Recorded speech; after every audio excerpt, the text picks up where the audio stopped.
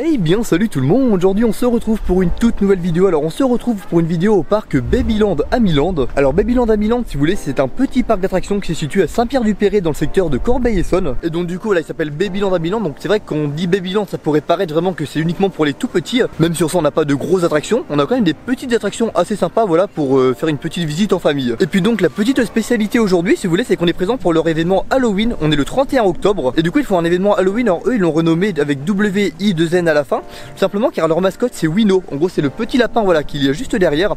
Et du coup ils ont fait un petit jeu de mots, voilà, avec Halloween et leur mascotte. Donc on va voir un petit peu les animations. Je sais qu'ils ont fait une maison hantée ainsi qu'un défilé du coup avec des monstres à la fin de la journée. Donc écoutez, on est parti pour le vlog à Babyland à Milan.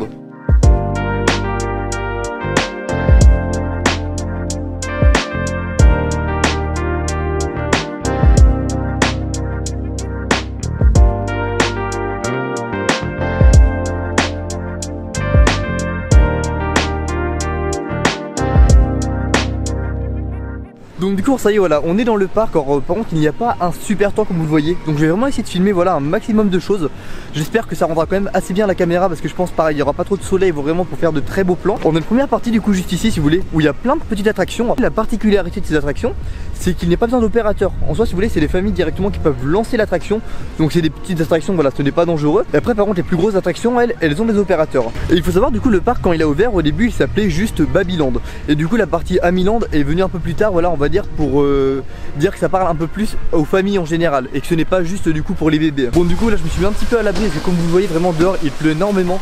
Donc je pense que je retournerai dans ce parc pour faire une vidéo vraiment avec du beau temps, car là c'est vrai, bon là c'est pas incroyable pour les images. Et du coup là on va faire le slalom. En gros c'est comme vous voyez, voilà, c'est un grand toboggan comme ça qui descend.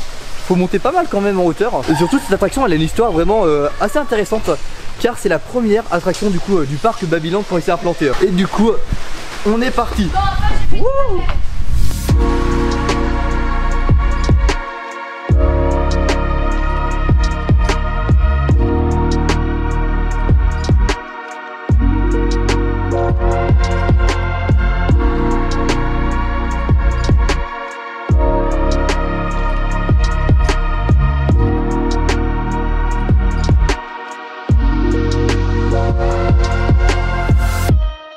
A partir de maintenant, je passe en voix off car la météo n'était vraiment pas favorable au tournage. Nous allons maintenant découvrir la maison hantée spécialement conçue pour la période Halloween, puis nous allons découvrir la parade avec les personnages de la maison hantée ainsi que Wino et Winette qui a fait sa première sortie lors de cette parade.